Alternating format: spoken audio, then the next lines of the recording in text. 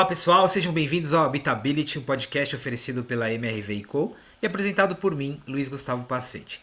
Neste episódio especial do Prêmio Habitability, Eduardo Ávila, economista e diretor executivo da Revolu Solar, vencedor na categoria Consciência, fala sobre energia sustentável e inovação social. Desde 2015, a associação sem fins lucrativos Revolu Solar atua no Morro da Babilônia e no Chapéu Mangueira, regiões de favela no Rio de Janeiro, com o objetivo de promover o desenvolvimento sustentável das comunidades por meio da energia solar. Edu, parabéns, obrigado e bem-vindo ao Habitability, viu?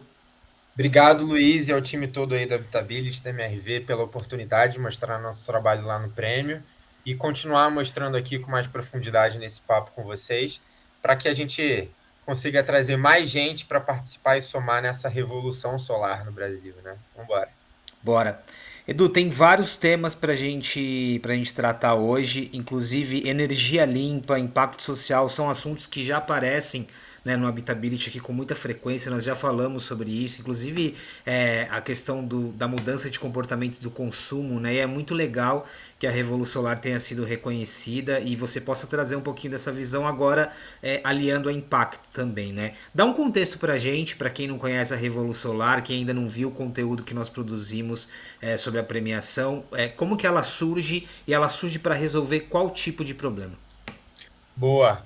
Justamente, muitos já têm se falado sobre transição energética, sobre a questão ambiental, e por outro lado, sobre a questão social, que acho que são as grandes crises hoje que a humanidade vive, né?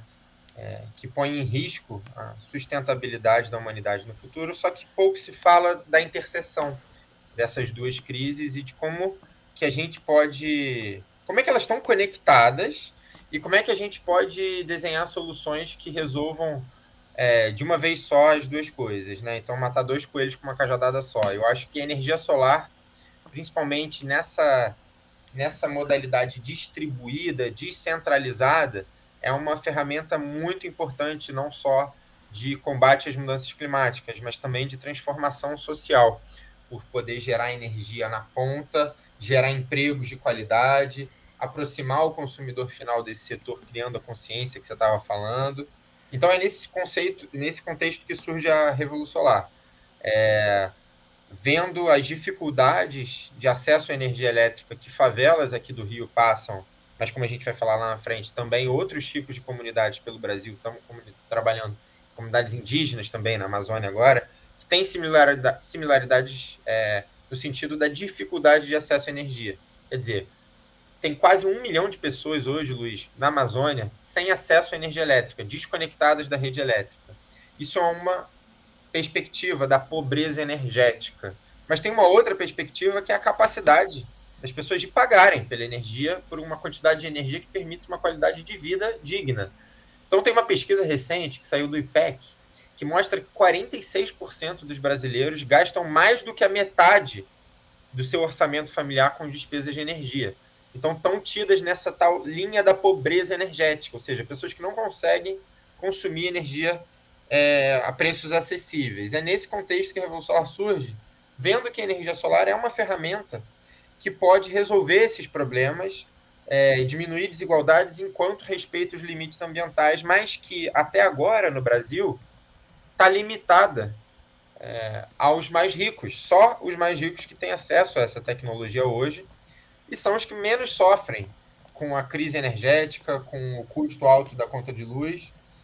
E a população de baixa renda é quem mais sofre com essa crise, quem mais poderia se beneficiar dessa tecnologia, que é a energia solar, e hoje quem menos se beneficia. Segundo o IBGE, classe C, D e E no Brasil é 85% da população brasileira, aqui no Rio é 90%. Então, enquanto a gente não construir um modelo de energia solar democratizado, a gente não vai ter a transição energética que a gente quer para o país e uma sociedade justa e realmente essa revolução solar espalhada entre todo mundo. Então é com essa visão de mundo que surge a Revolução Solar. A gente pode detalhar um pouco melhor aí do trabalho pela conversa. No caso da energia solar, e aí, né, eu acho que o contexto e os desafios estão muito claros aqui. o que, que ela agrega, não só em relação à acessibilidade, em relação a custo, mas o quanto que a tecnologia evoluiu para a gente conseguir ter a energia solar como uma opção importante e relevante nesse contexto. Então, normalmente vem na cabeça do pessoal que energia solar é coisa para rico, né? Muito caro. Tá. Nos últimos 10 anos, Luiz, os custos dos equipamentos de energia solar caíram 90%. Então, uma placa 90%. que custava R$ 1.000, uma placa que custava R$ 1.000, hoje custa 100. Sabe no mesmo período quanto que variou o preço da energia elétrica cobrada das casas aqui no Rio de Janeiro? Mais do que dobrou, aumentou 150%. Então, uma conta de luz que era 100, hoje é 250. Hoje, a Agência Internacional de Energia já publicou dados mostrando que a energia solar é a fonte de eletricidade mais barata da história. Então, hoje já é uma questão no bolso, já é uma questão econômica, de custo. Ela está mais barata do que todas as outras fontes. E tem alguns outros aspectos que também apontam para as oportunidades dessa revolução solar, né?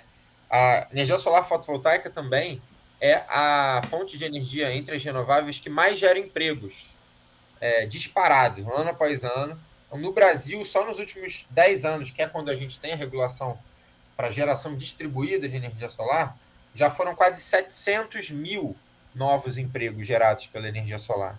Então, barateamento, são empregos gerados, é a regulação. A gente tem desde 2012 um marco regulatório no Brasil que permite qualquer consumidor gerar a sua própria energia em casa ou no seu comércio, injetar essa energia na rede elétrica e ganhar créditos na sua conta de luz, depois vão diminuir a conta de luz, então tornam esse modelo viável economicamente. Agora a gente tem uma lei, um marco legal também. Então, quer dizer, é um conjunto de fatores que no Brasil fez com que na última década essa revolução começasse a se desenvolver, mas a gente ainda está muito no início. Nos próximos anos aí a gente vai ver isso se difundir muito. Hoje a gente já tem mais de 1 milhão de unidades consumidoras, ou seja, de famílias e pequenos comércios gerando a sua própria energia em casa a partir de painéis solares. Esse dado que você trouxe é impressionante, essa proporção, na verdade essa desproporção entre o aumento do custo da energia elétrica versus o barateamento para você produzir energia solar, né? Impressionante. Eu acho que é um argumento muito importante aqui. Tem um outro aspecto muito legal do trabalho de vocês, que tem aí o acesso à energia, né? Mas tem o que você já destacou, que é a geração de trabalho, né? Oportunidade de emprego. Nesse aspecto, como que você já mencionou que a gente tem aí várias oportunidades? Quais são essas oportunidades e como que a gente está evoluindo em termos de formação? E aí eu acho que entra de fato quando a gente fala aqui de impacto, né? Porque não é só dar acesso à energia, mas trazer ali fontes de rendas e profissões dentro desse contexto também. E também, Luiz, vou responder sua pergunta, mas um outro aspecto além desse é o seguinte: já tiveram algumas experiências de projetos de impacto social com energia solar no Brasil, desde 2014. Só que qual que tem sido o grande erro, a grande lacuna? Não basta só você instalar as placas. Você sabia que as placas têm uma vida útil de 30 anos? E elas precisam ali, não é uma grande manutenção, uma grande reforma, mas ela precisa de alguma manutenção ali para ela continuar gerando, como qualquer equipamento, né? Precisa de alguma manutenção. E esses projetos não se preocuparam em engajar a comunidade, em criar capacidades locais para que esses sistemas fossem mantidos ao longo do tempo.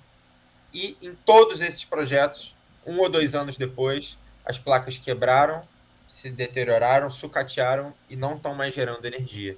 Então, com a visão de criar capacidades locais de moradores, da comunidade, para ela fazer a autogestão desses sistemas, a manutenção e esse impacto ter perpetuidade, continuar no tempo ao longo dos próximos 10, 20, 30 anos, mas também com isso que você trouxe, com essa visão de não só diminuir a conta de luz, mas também gerar emprego e renda nesse mercado que cresce exponencialmente nos últimos anos e oferece oportunidades para eletricistas, para instaladores de energia solar, montadores técnicos, eletrotécnicos.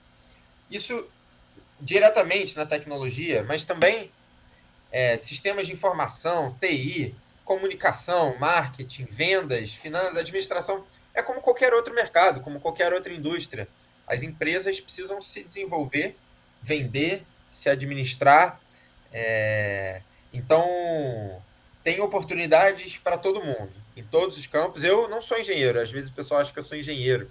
Eu sou economista, como você falou no início, o pessoal falou, cara, um economista, trabalhando com energia solar, tá doido, o que é isso?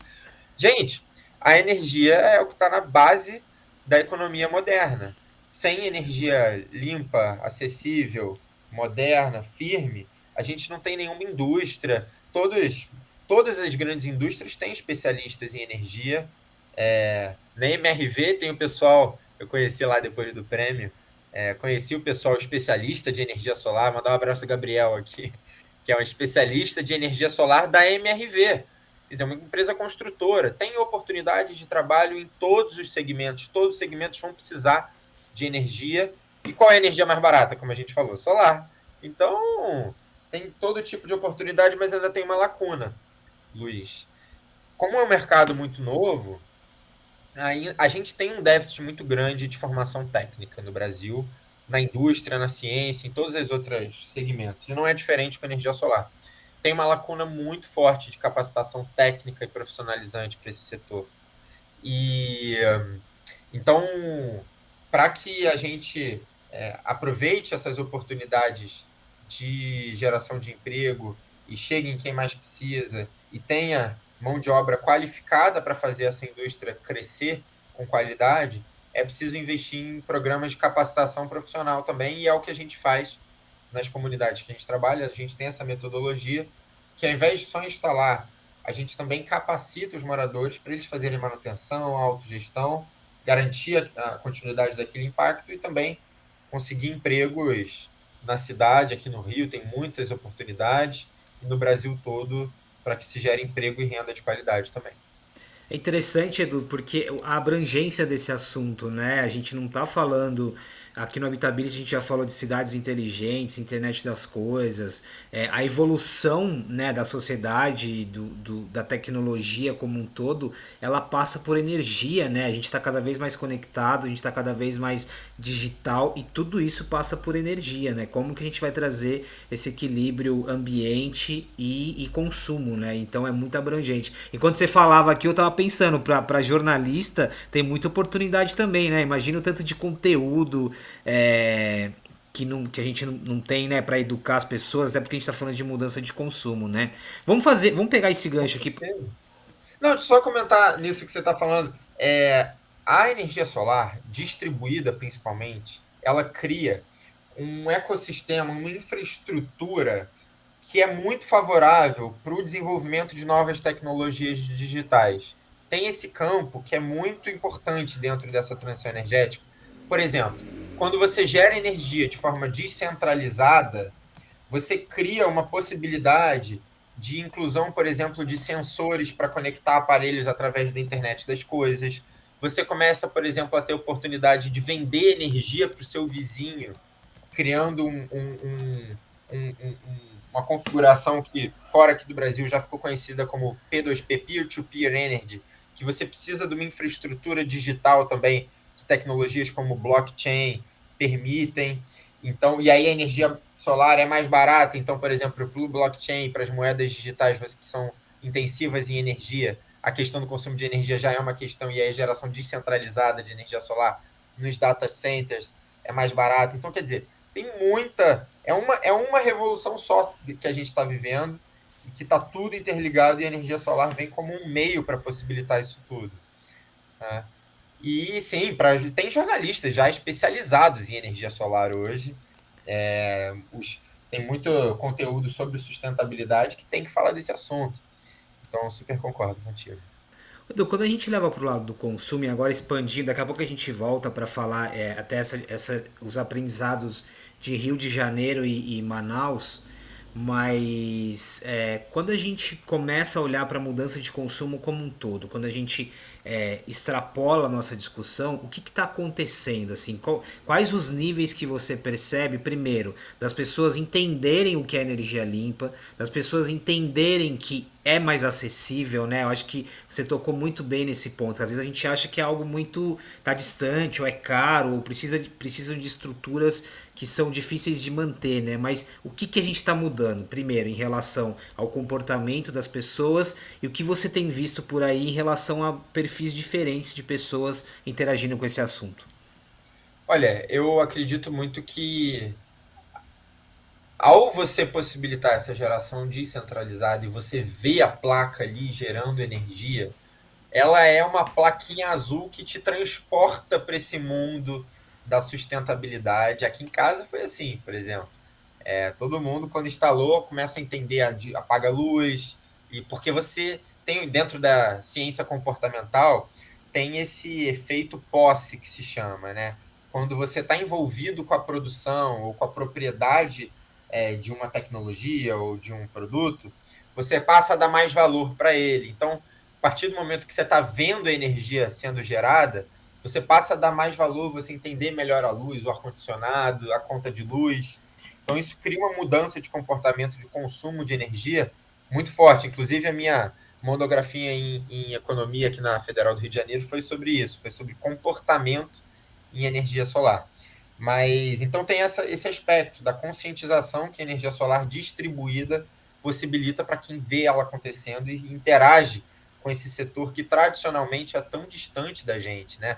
A gente conecta nosso celular, nosso carregador na tomada e depois paga a conta de luz no final do mês. Você não entende o que está por trás da tomada, as linhas de transmissão, as usinas e tal. A energia solar traz essa possibilidade para a gente. E em relação às pessoas perceberem, realmente, como qualquer tecnologia nova e uma mudança de paradigma radical, é difícil no início. Você tem os adotantes iniciais ali que entendem a questão ambiental, econômica, da tecnologia e abrem esse oceano de oportunidades. Mas eu entendo que ela só vai ser democratizada mesmo, popularizada, quando você tiver condições comerciais, empresas, prestação de serviços simples e acessíveis. Hoje, no Brasil, você ainda não tem esse mercado desenvolvido ao ponto, por exemplo, de uma família de baixa renda poder contratar um serviço de energia solar e pagar mensalmente por isso menos do que ela paga para a empresa de energia. Porque hoje o modelo de negócio de compra ainda é o que você tem que investir nas placas. E pouca gente tem o capital inicial para investir nas placas. Estão surgindo linhas de financiamento para você parcelar isso, mas também você tem que ter, tem que estar bancarizado, tem que estar com um score, análise de crédito no banco bom. Tem muita gente que não tem esse acesso a crédito também e acaba não tendo acesso. Então, tem essa mudança de comportamento, cada vez mais gente está querendo. Tem uma pesquisa do IBGE, do Ibope Inteligência, que mostra que 90% dos brasileiros quer gerar sua própria energia em casa a partir de fontes renováveis, mas para realmente a coisa tomar popularidade, eu entendo que sejam necessários novos modelos de negócio, novas empresas, novas parcerias, para dar condições materiais, comerciais simples e acessíveis para o povo, para o consumidor final acessar, que ninguém quer saber de muita burocratização e muita informação. Ele quer ter ali mais barato no final do mês, mas com simplicidade. Eu acredito nisso. Eu acho legal essa figura de linguagem, né? Você observar ali, tangibilizar a captação da energia, né? Ou a produção da energia. Olha como que isso faz diferença, né? Porque às vezes Sim, a energia pra gente, ela é algo absolutamente inerente ao dia a dia, né? A gente não nota mais. Só quando, como a gente já falou outras vezes, só quando acaba. falta, né? Só quando acaba. É. Agora, um outro aspecto aqui, acho que está muito claro toda a parte de consumo, né? Voltando um pouquinho mais na experiência de vocês, como que foram os aprendizados, olhando um pouquinho da realidade do Rio, né? E essa expansão que vocês fizeram pro Amazonas, como que foi e o que tem de pontos em comum e pontos diferentes, assim, questões geográficas. Eu acho que você já deu um dado importante sobre Amazonas em relação à energia elétrica, né? Mas dá um contexto para a gente. Sim. A gente começou, como você falou bem, em 2015, aqui na Babilônia de Chapéu Mangueira, no Rio de Janeiro. É, E a gente foi, ao longo dos anos, desenvolvendo esse modelo. A gente não chegou com nada pronto. Então, acho que essa é uma similaridade, não só da nossa atuação no Rio e na Amazônia, mas também de outros projetos que nos últimos 2, 3, 4 anos têm proposto esses modelos de energia comunitária, que é essa forma de fazer as coisas, essa forma de se relacionar com a comunidade, de não chegar com um modelo pronto, enfiar a goela abaixo e achar que só botando a tecnologia ali vai resolver as coisas e que a gente que está aí fora e estudou numa universidade sabe a resposta para tudo. Não dá para ser assim. Não vai funcionar. Além de não ser legal, ético, pragmaticamente mesmo, não vai funcionar. Porque se eles não se engajarem, se a comunidade não se engajar, comprar ideia e fazer acontecer, e dar suas opiniões e participar da construção do modelo, vai ser um modelo que não vai se encaixar com a cultura e com as questões do local e não vai dar certo ao longo do tempo. Então, uma coisa em comum da nossa atuação ok, vamos trazer uma metodologia, uma tecnologia, mas essa metodologia prevê a participação da comunidade desde a etapa inicial do desenho do projeto, na execução e depois na manutenção. Estamos fazendo isso aqui no Rio. Criamos aqui no Rio, na Babilônia de Chapéu-Mangueira, a primeira cooperativa de energia solar em favelas do Brasil, chama Persília e Lúcia, em homenagem feita pelos moradores para duas lideranças históricas das duas comunidades. Estamos capacitando os moradores para que eles façam a gestão dessa cooperativa e a gente só deu um apoio. Então, aqui no Rio, antes da cooperativa, a gente tinha instalado já em 2 comércios na comunidade, numa escola comunitária, e agora com a cooperativa conseguimos trazer também as casas, as residências. Na primeira usina, que é no telhado da Associação de Moradores, são abastecidas 34 famílias. Agora, nos próximos meses, estamos dobrando esse atendimento para 60 famílias, instalando na quadra poliesportiva da comunidade, na creche também. Formamos mais de 30 moradores como instaladores de energia solar, estão fazendo manutenção, estão entrando no mercado de trabalho aqui de energia solar do Rio de Janeiro também. Criamos oficinas de educação e cultura para crianças, adolescentes também se abraçarem nesse tema, se envolverem e atuarem também como multiplicadores desse conhecimento. Então, quer dizer, envolvendo a população em todas as etapas do projeto. Não está sendo diferente na Amazônia e agora em São Paulo, que a gente está indo também. Não é só instalar, é capacitar e envolver os moradores para que eles sejam os protagonistas do processo também, e para que eles tenham autonomia depois, para que a gente possa ir replicando essa metodologia em parceria com as comunidades em outros lugares do Brasil que passam por problemas muito similares em termos de acesso à energia elétrica, ou não tem acesso físico à rede, ou a energia é muito cara, ou a qualidade do serviço é muito ruim. Na favela aqui no Rio, toda semana cai a luz. Muitos já perderam eletrodomésticos pelas quedas de luz. Na Amazônia, a mesma coisa, até mais um pouco. 2, 3 vezes por semana cai a luz, fica horas, às vezes dias, sem luz, e já perderam muitos eletrodomésticos por essas instabilidades da rede. Então, são problemas similares, mas não dá para olhar só na perspectiva do problema também, Luiz. Tem potencialidades similares também. Tem organizações e ação coletiva, tradição de mutirão e colaboração e cooperação nessas comunidades, e todo telhado bate todo o sol e a luz que é necessária para gerar a própria energia e essas comunidades serem autossustentáveis. Ou seja, em tese, a energia solar ela é sustentável na sua origem ali como matéria-prima, ela é democrática, né, também. Ô Edu... É o tripé da sustentabilidade, Luiz, que o pessoal às vezes da sustentabilidade fala desse conceito. O que é o tripé da sustentabilidade? Quer dizer, igual o tripé da câmera, se você tira, cai. Então, quer dizer, são os 3 pés? É o social, o econômico e o ambiental. Você precisa dessas perspectivas integradas de forma sistêmica. No mercado do setor privado, essa ideia tem vindo também com o termo ESG, que é o environmental, o ambiental, o social, que é o social, e o governance, que é a governança também. Então, quer dizer, temos que ter essa visão holística para construir as novas soluções do futuro do habitat e da economia como um todo. ESG é outro assunto super importante que vem aparecendo aqui e também no dia a dia e na agenda dos profissionais e das empresas. Edu, mais um aspecto, eu acho que em vários momentos você já passou por isso também, por esse assunto, em vários momentos você mencionou parcerias e a gente sabe que a complexidade, né, das oportunidades e também dos desafios, ela passa por trabalhar em rede, trabalhar em conjunto, assim, não dá para fazer nada sozinho, né?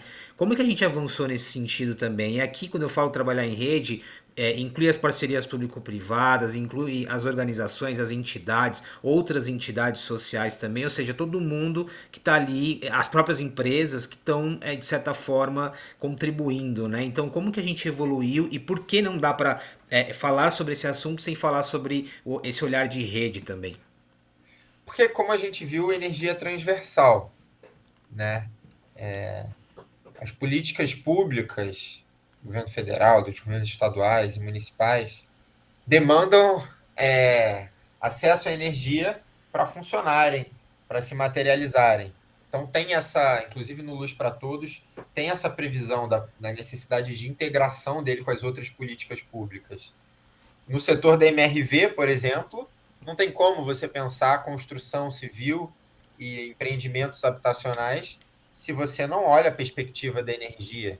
Não tem como você fazer políticas públicas ou empreendimentos de acesso à água se você não considera a perspectiva da energia. Enfim, isso se estende para todos os setores, sem exceção. Então, uma das perspectivas do trabalho em rede, das parcerias, eu falei, que é a necessidade de envolver as organizações comunitárias no projeto, no processo de desenho desses projetos, porque elas conhecem no dia a dia os problemas e o que funciona de solução no seu território. Só que elas não conhecem ainda a tecnologia. Então, daí a necessidade de se fazer parceria com empresas privadas, com universidades que estão pesquisando, experimentando essa tecnologia e podem dar essa capacitação também, e podem ajudar nas pesquisas e geração de dados e resultados e impactos para mostrar a importância desses projetos. A gente tem feito parcerias com muitas universidades. Lá na Amazônia, a gente está trabalhando com o IFAM, Instituto Federal do Amazonas, com as prefeituras, a gente trabalha com a prefeitura aqui do Rio também, com o consulado da Alemanha no Brasil também, com empresas privadas que têm, às vezes, é quem mais tem hoje o capital, o poder de investimento também. Então, quer dizer, tem muitas redes já se formando também. Lá na Amazônia você tem a rede Energia e Comunidade, formada por academia, organizações da sociedade, empresas privadas e setor público. Aqui no Rio, a gente participa da Rede Favela Sustentável, também, que são organizações sociais e ambientais de favelas no Rio de Janeiro. As cooperativas de energia no Brasil, de forma inédita, se juntaram esse ano e a gente promoveu o primeiro Fórum de Energia Cooperativa do Brasil, juntando todas as cooperativas de energia no Brasil que passam por dificuldades operacionais muito parecidas na construção das usinas, na conexão das usinas, na operação e na gestão dessas usinas. Então, se a gente se junta em rede, a gente evita retrabalho, evita repetir erros, reproduz acertos e boas práticas e faz com que as soluções boas que dão certo se disseminem de forma mais rápida e a gente traga perspectivas diferentes. Afinal, a construção desse modelo, principalmente da perspectiva social, exige uma multidisciplinaridade. É a questão técnica dos engenheiros, tem a questão econômica dos economistas. Precisamos também de comunicadores, jornalistas para difundir essa informação, de antropólogos e sociólogos para entender o que funciona com as pessoas, com as comunidades. Precisamos, enfim, de várias outras perspectivas também para que a gente consiga construir soluções que deem certo, que incluam as perspectivas de todo mundo e que sejam duradouras, com essa perspectiva sistêmica da sustentabilidade também. Edu, mais uma vez, parabéns. Queria super agradecer. Vamos só reforçar aqui o tripé, porque eu achei super importante. Esse tripé, ele é uma base para todo mundo que está nos ouvindo, né? Seja você um microempreendedor, seja você uma executiva, não importa. Esse tripé ele é muito importante. Então, quais são as três colunas que não sobrevivem sozinhas? Se você tirar uma delas, a casa cai, né? É o ambiental, Ambiental, o social e o social econômico. e o Gente, não econômico. precisa replantar a floresta amazônica inteira para fazer alguma coisa pelo ambiental, mas vê no seu processo de produção como é que usa água, como é que você descarta o lixo, tem coleta seletiva, tem reciclagem, dá para você usar energia limpa, ou, enfim, não precisa revolucionar o mundo, cada um fazendo uma parte. O econômico, seu processo de produção é sustentável economicamente, é, como é que são as cadeias de fornecimento, o social, você trata os trabalhadores de uma forma digna, justa, qual a comunidade que tem no seu entorno, dá para fazer alguma coisa por ela, um voluntariado, enfim, não precisa, cada um dentro do seu alcance, dá para atuar nas três frentes. Em inglês o pessoal também chama, Luiz, dos três P's. É a mesma coisa. People, social, né? Planet, que é o ambiental, e profit, que é o econômico. É os três P's da sustentabilidade, que no inglês tem também, o tripé da sustentabilidade, o ESG. Todos eles trazem, com palavras diferentes, a mesma ideia, que a sustentabilidade não é uma questão específica de um setor do campo ambiental. Ela precisa ser uma visão transversal e sistêmica que no nosso dia a dia, em todas as decisões, a gente precisa olhar para isso, para que a gente não construa soluções que vai funcionar hoje, mas amanhã já acaba. Para que a gente construa um novo mundo bom para todo mundo e que dure bastante para as próximas gerações. Ou seja, sem medidas paliativas e que de fato seja sustentável, né? Eduardo Exatamente. Ávila, economista e diretor executivo da Revolusolar. Edu, obrigado de novo, foi um prazer conversar contigo aqui. E esse assunto ele se conecta com vários outros episódios do Habitability. Eu que agradeço, Luiz, o pessoal do Habitability. Convido o pessoal a ler também a matéria que saiu lá na plataforma do Habitability, do nosso trabalho, na Revolusolar. E todo mundo seguir a gente aí nas redes sociais. Basta escrever Revolusolar, Revolução Solar. Entrar no nosso site também, participar. Dá para ser voluntário, dá para doar, afinal a gente é uma ONG. Quem representa empresas, dá para fazer parceria e levar essa revolução solar aí para quem mais precisa pelo Brasil. Obrigado, pessoal. Você que está nos ouvindo pela primeira vez, tem vários outros episódios do Habitability para maratonar. E você que está aqui frequentemente, muito obrigado pela presença em mais um episódio. O podcast Habitability é um oferecimento da MRV Co., uma plataforma habitacional composta pela MRV e outras 4 marcas, Lugo, Sensia, Resia e Urba.